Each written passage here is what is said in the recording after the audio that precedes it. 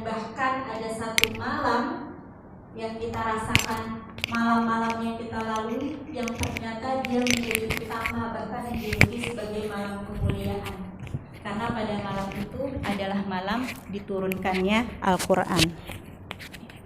Enggak, ini buat apa ya? Itu di surat Al-Qadar. Inna anzalna fi lailatul qadar. Sesungguhnya kami telah menurunkan Al-Quran pada malam Qadar. Jadi begitu, yang bersentuhan dengan Quran pasti oleh Allah dikaruniakan kemuliaan. Sampai materialnya, Bu. Kertas, tinta, plastik. Itu kalau berdekatan dengan benda yang lain, nilainya sama.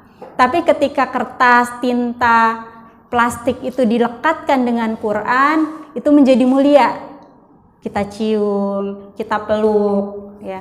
Terus kalau mau megang harus dengan wudu dulu, kita letakkan dia di tempat yang tertinggi, subhanallah gitu. Itulah bagian dari karunia yang Allah titipkan dengan Quran.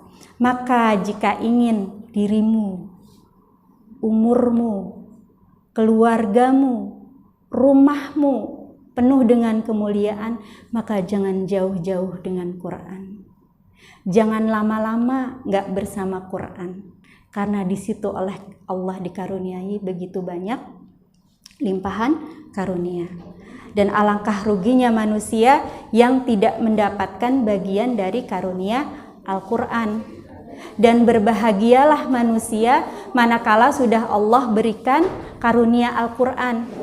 Udah mulai mau belajar baca Quran, tadinya belum terlalu tartil, cari guru tahsin untuk bisa sampai tartil.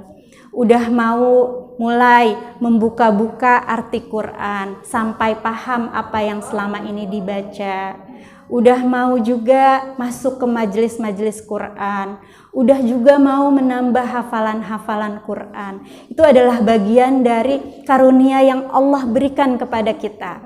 Dan ternyata kata Allah di surat Yunus ayat 58, karunia Quran yang diberikan Allah kepada kita itu jauh lebih baik daripada materi yang dikumpulkan oleh manusia.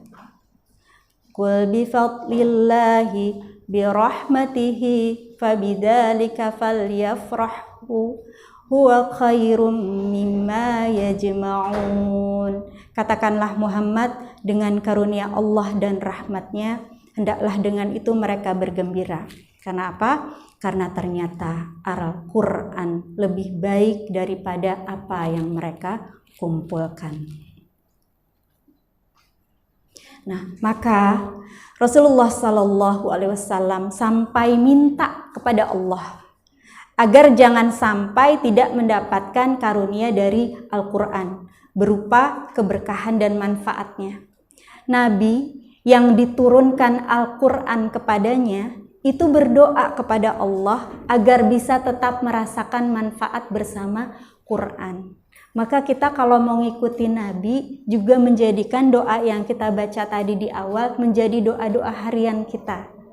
Ya, nanti dihafal insya Allah. Yang pertama yang Nabi minta kepada Allah adalah Antaja'alal Quran Rabi'a qalbi. Ya, ternyata kata asli Robi ini adalah musim semi. Musim semi. Jadi Nabi itu minta hatinya itu seperti musim semi dengan Al-Quran. Kita nggak tahu musim semi itu kayak apa, karena kita cuma punya musim dua. Tapi kalau kita lihat di negara-negara yang punya spring, itu keadaannya seperti ini nih.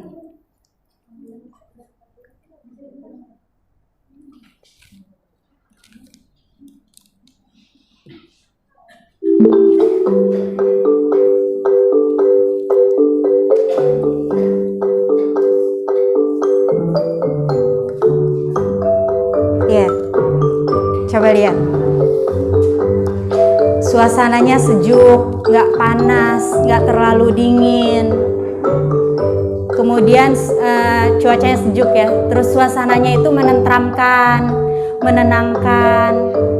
Tumbuh tunas-tunas dari pohon-pohon mulai tumbuh, bahkan sampai bunga-bunga itu mulai berkembang dengan indahnya.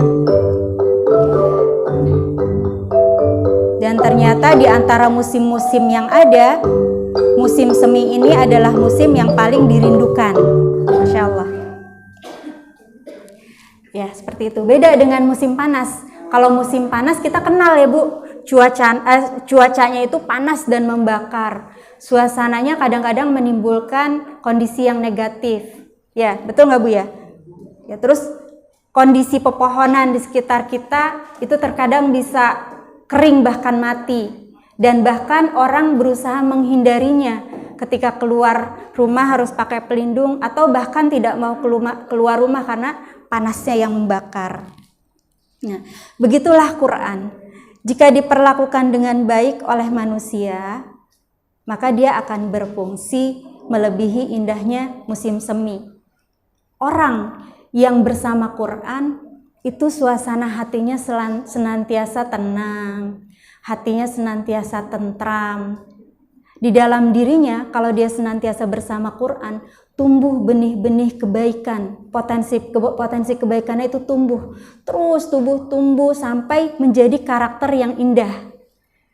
Adanya dia disukai, tiadanya dia dirindukan. Maka Nabi minta sama Allah agar Quran itu dimudahkan merasakannya gitu, seperti musim semi itu. Anta ja'alal Qur'an rabi'a qalbi. Itu doa itu cahaya di dadaku. Ibu-ibu sekalian dan teman-teman semua, aslinya sifat hidup manusia itu dalam kegelapan. Itu aslinya tuh Bu. Dunia ini mudah membawa manusia pada kekufuran, kemaksiatan, dan senang dibimbing oleh hawa nafsu. Nah, ini Allah sendiri yang bilang. Ya, di surat Ibrahim ayat 1 alif lam ra, ini adalah kitab yang kami turunkan kepadamu Muhammad agar engkau mengeluarkan manusia dari kegelapan kepada cahaya terang benderang dengan izin Tuhan menuju jalan Tuhan yang maha perkasa dan maha terpuji. Jadi fungsi Al-Quran itu sesungguhnya adalah cahaya. Karena dasarnya hidup manusia itu berada dalam kegelapan. Kalau kita terkena cahaya, maka niscaya jalan kita tidak akan tersesat. Dengan cahaya Al-Quran, semua kegelapan yang kita rasakan akan hilang. Dan hiduplah manusia dalam terangnya Al-Quran. Ibarat kita masuk kamar gelap. Kalau kita masuk kamar gelap itu kita nggak bisa tahu besar kamarnya itu seberapa, warna catnya itu apa, di mana tata letaknya, mau menuju lemari, mau menuju tempat tidur, kadang terjatuh, tersandung, terbentur, karena memang tidak tahu arahnya dan apa yang kita lewati tidak kita ketahui. Tapi kalau kita pencet tombol lampu, seketika yang tidak tampak menjadi nyata. Jelas di hadapan kita warna catnya, di mana letak tata ruangnya, menuju lemari nggak harus terjatuh dan tersandung lagi. Bahkan ketika ada kotoran-kotoran yang ada di dalam kamar, kita dengan mudah bisa membersihkannya. Karena itu semua berawal dari datangnya cahaya. Maka Nabi minta kepada Allah agar ada cahaya di dalam dadanya dari Al-Quran, sehingga nggak gagap melihat kehidupan ini yang dasarnya memang kita itu senang sekali diatur dan diarahkan oleh hawa nafsu. Kemudian doa Nabi yang ketiga adalah anta ja'alal Qur'an jalaa huzni wa dhahaba hammi. Ya Allah, jadikanlah Al-Quran itu penghilang kesedihan dan kegundahan hatiku. Jadi setiap manusia akan mengalami kesedihan dan kegundahan dalam menjalani lika-liku hidupnya, pasti. Karena hidup itu adalah ujian. Namun selama ini cara kita bagaimana untuk bisa menghilangkan sedih dan gundah di dalam hati kita. Ada orang yang menghilangkan sedih dan gundahnya dengan curhat kepada teman. Ada orang yang menghilangkan sedih dan gundahnya untuk meraih kegembiraan, membawa diri pada kesenangan-kesenangan dunia. Bahkan ada orang yang menyakiti dirinya sendiri gitu. Karena sudah tidak tahu lagi bagaimana mengakhiri kesedihan dan kegundahan hatinya gitu. Karena tidak tampak pintu-pintu meraih kegembiraan. Padahal Allah yang memiliki kesedihan, Allah yang memiliki dan menggenggam kegembiraan, itu punya obat untuk merubah rasa sedih menjadi tenang.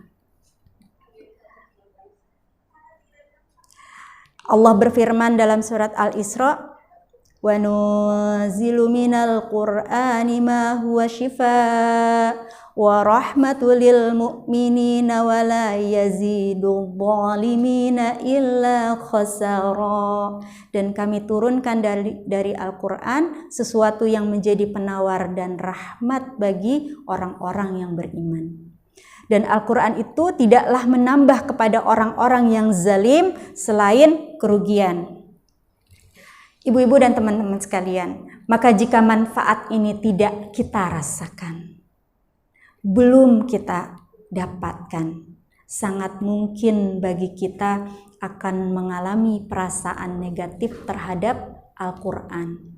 Sangat mungkin bagi kita bereaksi terhadap Al-Quran dengan apa? Dengan tidak bersemangat dalam berinteraksi dengan Quran. Semangatnya ketika bulan Ramadan aja. Tidak istiqomah dalam berinteraksi dengan Quran. Merasa cukup sudah pernah hatam sekali dan udah hatam selamanya.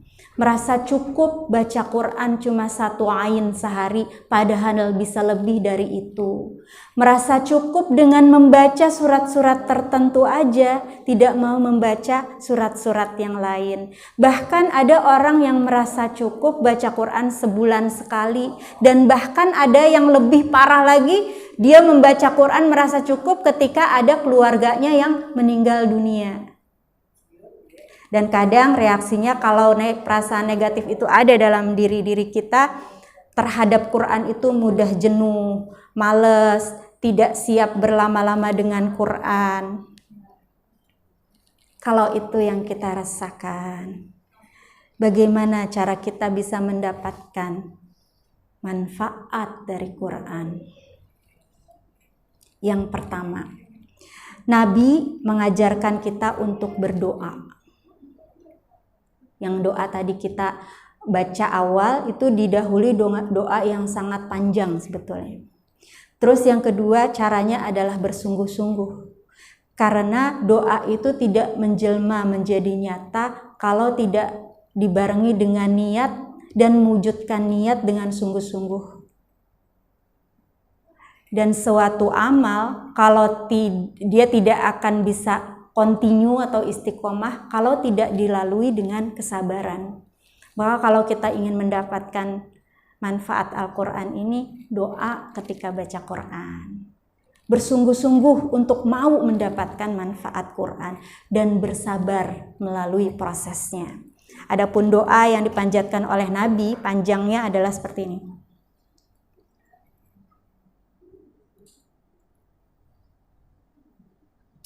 Allahumma inni abduka wa ibnu abdika wa ibnu amatika nasiyati biyadika madin fiyya hukmuka adlun fiyya qada'uka as'aluka bikulli ismin huwa lak sammayta bihi nafsak aw anzaltahu fi kitabik aw 'allamtahu ahadan min khalqik aw ista'tharta bihi fi 'ilmil ghaibi 'indak أن تجعل القرآن ربيع قلبي ونور صدري وجلاء حزني وذهاب همي.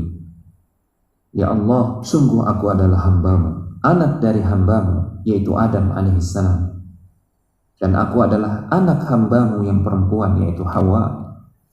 Ubun-ubunku berada dalam genggamanmu. Hukummu ya Allah berlaku atasku. Dan ketetapanmu ya Allah pasti adil pada diriku. Aku memohon kepadamu ya Allah dengan segala nama yang engkau miliki, yang engkau namakan dirimu dengannya, atau dengan nama yang engkau turunkan di dalam kitabmu, atau dengan nama yang engkau ajarkan kepada seseorang dari makhlukmu. atau dengan nama yang engkau rahasiakan dalam ilmu gaib yang berada di sisimu. Aku mohon kepadamu dengan itu semua, kiranya engkau menjadikan Al-Quran sebagai penyejuk dalam hatiku, sebagai cahaya dalam dadaku, sebagai pelipur bagi kesedihanku, dan sebagai penghilang kesusahanku. Semoga Allah Subhanahu. Betapa butuhnya Nabi dengan materi doa ini, 3 doa tadi gitu, hingga beliau mengawali dengan menyampaikan banyak kalimat ubudiyah dan bertawasul agar doanya itu dikabulkan. Sebelum masuk ke materi doa yang 3 tadi kita baca di awal, beliau menghamba kepada Allah dengan memohon, ya Allah, aku adalah hambamu, kata Nabi. Yang artinya, aku adalah manusia yang rendah di hadapanmu, ya Allah. Aku siap menerima perintah dan larangan yang engkau berikan kepadaku, ya Allah. Kemudian Nabi juga menyatakan, aku adalah putra hamba-hambamu, ya Allah, yang laki-laki dan perempuan. Artinya apa? Ayah dan ibuku juga hambamu, ya Allah, hingga tidak layak membanggakan keturunan dan bersandar kepada mereka yang hanya seorang makhluk. Hanya kepadamu aku bersandar dan berserah, ya Allah. Ubun-ubunku di tanganmu, ya Allah. Menyatakan betapa lemahnya diri karena hidup kita itu sesungguhnya dalam genggaman Allah. Hukummu sudah dilaksanakan dalam kehidupanku, ya Allah. Nabi mengadu dan melaporkan kepada Allah bahwa aku sudah berupaya, ya Allah, menjalankan perintah dan menjauhi larangan Allah tanpa merasa keberatan sedikit pun. Dan memuji Allah, sungguh adil semua takdirmu, ya Allah. Ridha dengan semua ketentuanmu atas diri ini, dan tidak menilai buruk terhadap takdirmu, ya Allah, karena sesungguhnya engkau maha baik. Semua yang ditakdirkan Allah itu pasti baik. Kemudian Nabi bertawasul dengan nama-nama Allah yang ternyata bukan 99 nama. Dari hadis ini terbuka, ternyata Asmaul Husna itu bukan 99. Ada nama-nama Allah yang hanya Allah kenalkan kepada hambanya tertentu. Ada nama-nama Allah yang ternyata masih tersimpan, yang cuma Allah yang tahu. Maka Nabi memohon, ya Allah, aku mohon kepadamu dengan semua nama yang telah engkau tetapkan buat dirimu, atau yang engkau turunkan dalam kitab sucimu, atau yang engkau ajarkan kepada hambamu yang tertentu, atau yang engkau rahasiakan hanya untuk dirimu. Baru Nabi mengucapkan, anta ja'alal Qur'an rabi'a qalbi wa nura sadri wa dhahaba hammi wa jala'a husni. Teman-teman dan ibu-ibu sekalian, jika dilihat dari doa ini, betapa seriusnya Nabi kita memohon kepada Allah agar hatinya selalu tenang dan bahagia, hingga bisa hidup bersabar menghadapi ujian-ujian hidup yang panjang. Setiap manusia pasti mendambakan hidup yang terpenuhi segala kebutuhan, bahagia melewati setiap fase dan lika-liku hidupnya, keberuntungan yang dalam semua langkah-langkah hidupnya. Tapi prosesnya tentunya tidak semudah itu. Ada yang menyengsarakan, ada yang berulang kali gagal, ada yang kecewa terus, sampai ada yang berdarah-darah, air mata mengering, berpisah dari keluarga, konflik diri dan lingkungan. Saat itulah, saat melalui proses itu, manusia membutuhkan sesuatu yang dapat membahagiakannya, yang dapat menetralisir segala perasaan yang melemahkan jiwanya. Begitu sayangnya Nabi kepada kita. Dan sesuatu itu adalah Al-Quran. Al-haqqu min rabbik wa la takunanna minal mumtarin. Ibu-ibu, semoga bermanfaat. kita sekarang memulai proses khatmil Quran kita, sama-sama qiraah juz yang kita dapat. Nanti kita mulai serentak didahului dengan Al-Fatihah, kita baca sekitar 45 menit ya. Juz yang kita baca, kemudian kita tutup dengan baca surat Al-Ikhlas 3 kali. Mudah-mudahan yang kita baca tadi mendapatkan setara dengan pahala hatam, dan baru kita tutup dengan doa khatmil Quran. Dan maaf ibu-ibu semuanya, karena kondisi pandemi kita tidak sampai berbuka puasa bersama, tapi kita akan menitipkan sesuatu yang bisa kita bawa pulang untuk buka di rumah. Baik ibu-ibu, panitia silakan membagikan jusnya, ya bukan jus itu ya Bu, jus Quran maksudnya.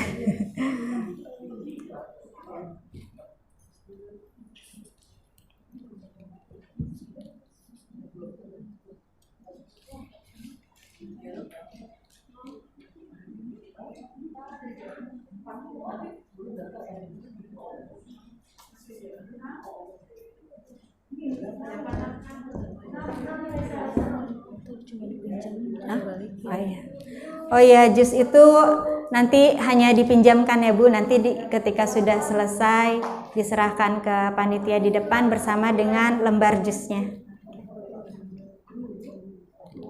Cukup besar tulisannya Bu.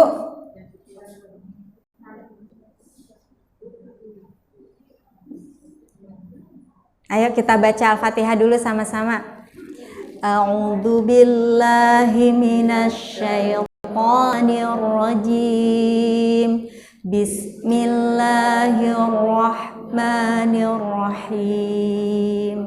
Alhamdulillahi rabbil alamin. Ar-Rahmanir-Rahim. Maliki yaumiddin. Iyyaka na'budu wa iyyaka nasta'in. Ihdinas siratal mustaqim. Siratal ladzina an'amta 'alaihim ghairil maghdubi 'alaihim waladdallin. Amin. Silakan dibaca Bu.